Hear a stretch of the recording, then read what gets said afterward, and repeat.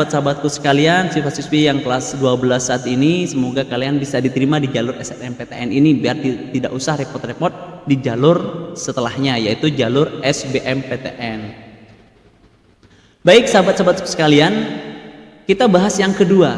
Jadi yang kedua ini kita akan membahas lebih rinci lagi terkait seleksi bersama masuk perguruan tinggi negeri yang biasa kita sebut dengan SBMPTN. Nah, ada perubahan yang signifikan pada SBMPTN kali ini, yakni Pak Menteri Nadiem Makarim menghapus pelajaran-pelajaran seperti TKA ya, pelajaran-pelajaran yang diujikan sebelumnya. Kalau misalkan Saintek berarti yang dihapus fisika, kimia, biologi. Kalau misalkan soshum yang dihapus ekonomi, sejarah,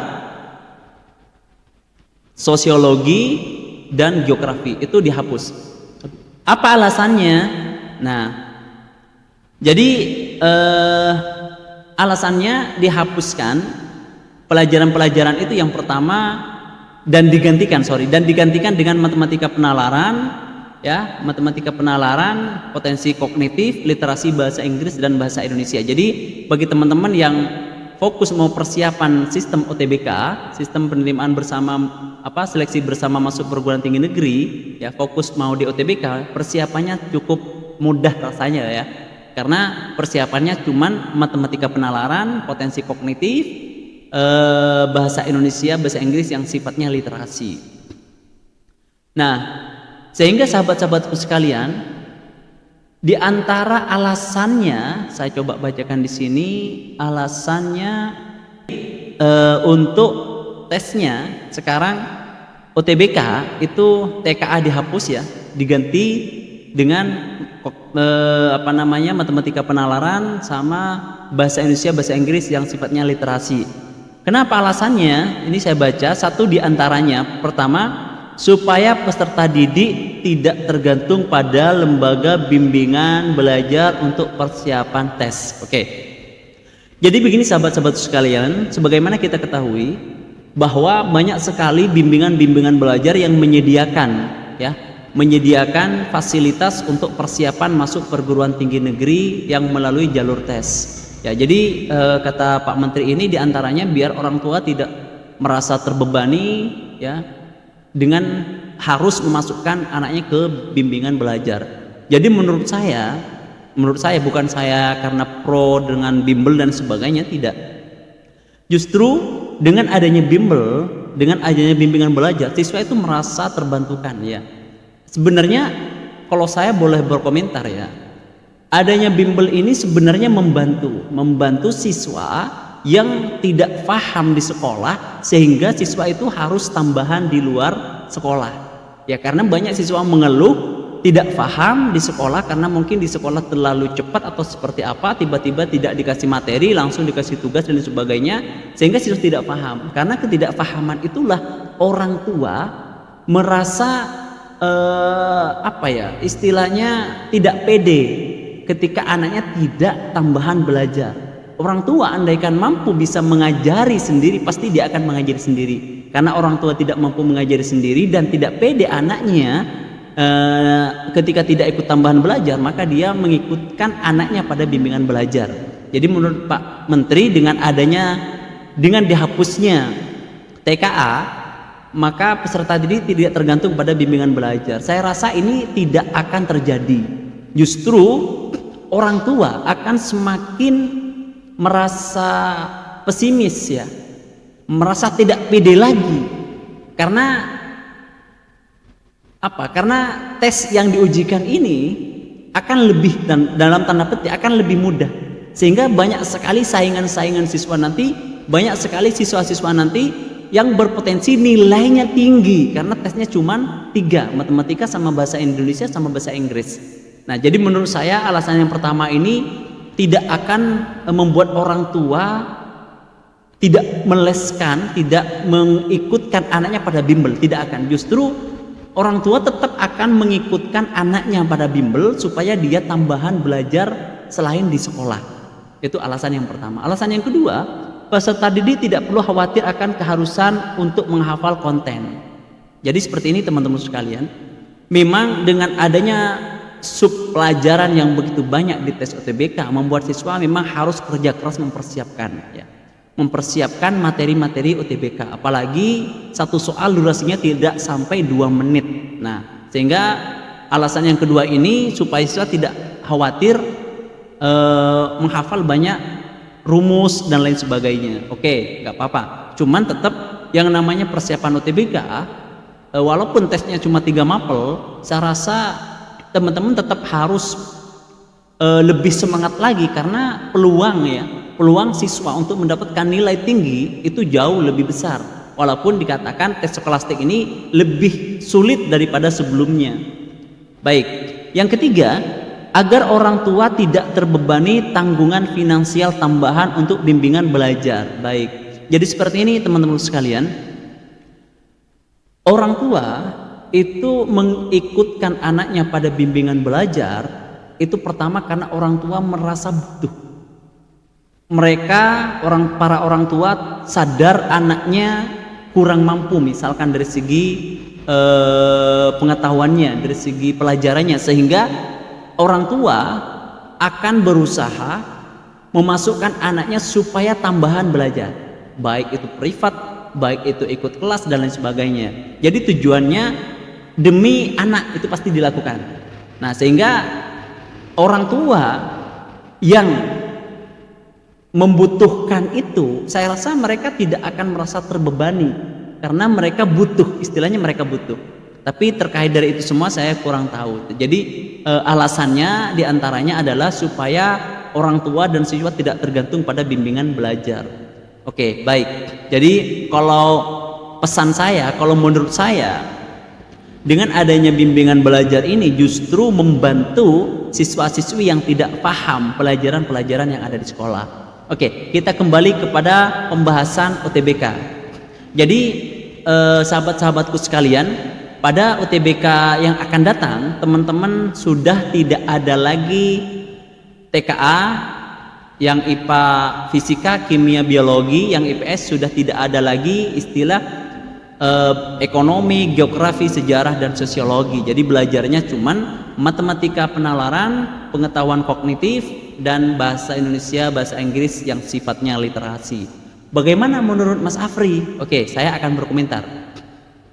Untuk sistem UTBK yang terbaru ini sebenarnya kalau pandangan saya sih kurang setuju ya. Saya kurang setuju dengan berlakunya sistem UTBK pada tahun 2023 ini. Kenapa? Yang pertama gini, sahabat-sahabatku sekalian, yang akan mengikuti UTBK di tahun 2023 itu adalah siswa yang saat ini kelas 12. Ya, benar. Siswa yang saat ini kelas 12 itu yang akan mengikuti tes UTBK 2023, di mana kelas 12 tahun ini masih menganut kurikulum sebelumnya, kurikulum K13, di mana di situ ada penjurusan IPA, IPS, dan bahasa. Sehingga menurut saya tidak tepat rasanya kalau misalkan tes UTBK yang dihapuskan TKA-nya itu diterapkan di tahun 2023. Kenapa? Karena pesertanya masih menggunakan kurikulum K13. Sedangkan UTBK ini sebenarnya menurut saya UTBK ini dicetuskan supaya siswa yang mengikuti kurikulum merdeka itu searah nanti dengan tesnya. Sehingga mereka yang contoh misalkan ada siswa kelas 11 saat ini ngambil pelajaran ngambil pelajaran fisika, matematika memang sudah wajib, ekonomi sama bahasa. Contoh ya. Sedangkan dia nanti mau ikut tes teknik ya, mau ke teknik dan tesnya saintek, di mana ada pelajaran biologi, kimia, sedangkan di sekolah dia tidak mendapatkan biologi, kimia. Maka anak ini akan kewalahan di kimia dan biologinya ketika tes SBMPTN. Sehingga SBMPTN tahun ini ya dihapus ya, sehingga SBMPTN itu diganti dengan bahasa Inggris, bahasa Indonesia literasi, dan matematika. Biar kenapa? Biar kurikulum merdeka ini tesnya nanti sesuai linear.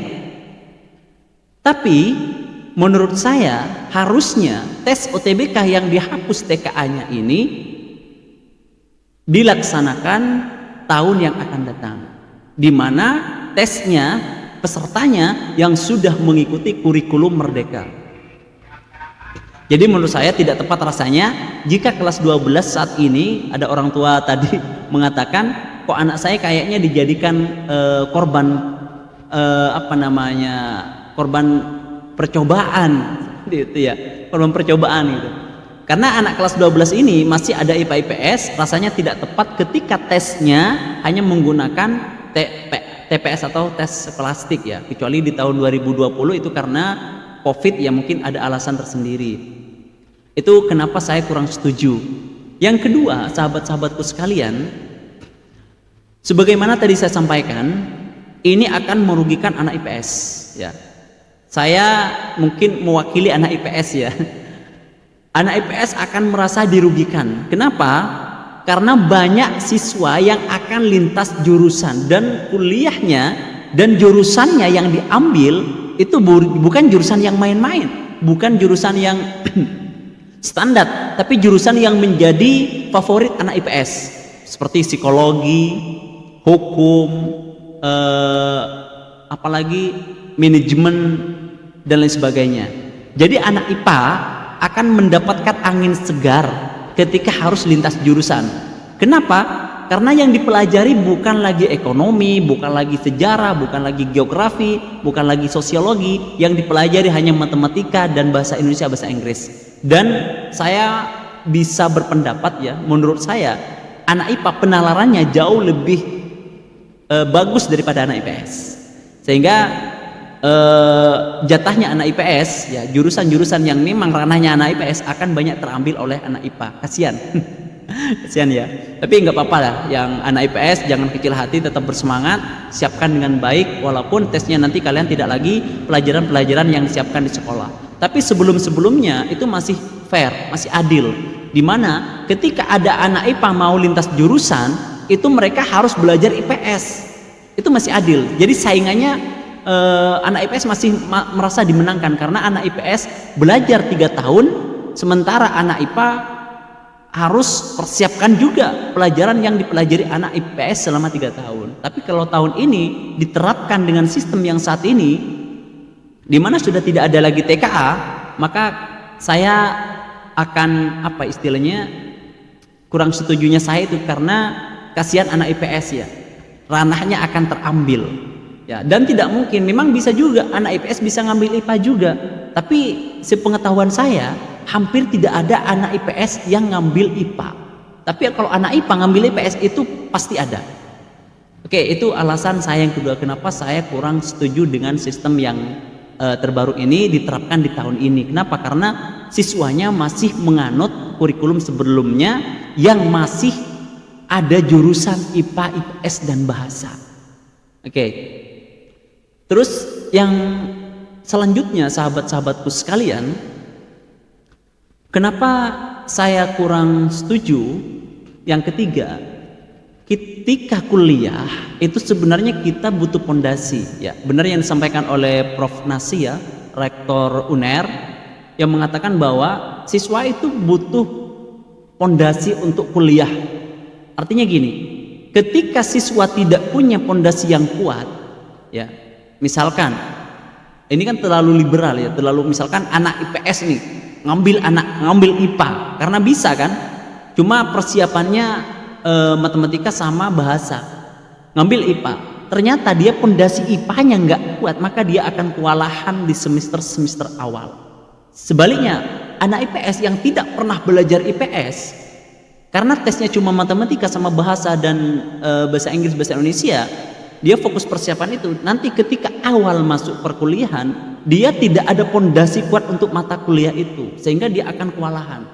Sehingga menurut saya, sahabat-sahabatku sekalian, sebaiknya untuk sistem OTBK ini diterapkan di tahun-tahun yang akan datang, seperti itu. Baik, itu terkait SBM PTN ya. Jadi sahabat-sahabatku sekalian, sekarang sudah tidak ada lagi istilah TKA, jadi teman-teman cukup persiapkan matematika sama bahasa Indonesia, bahasa Inggris yang sifatnya literasi. Yang ketiga, seleksi mandiri. Nah, ini cukup menarik ya. Seleksi mandiri ini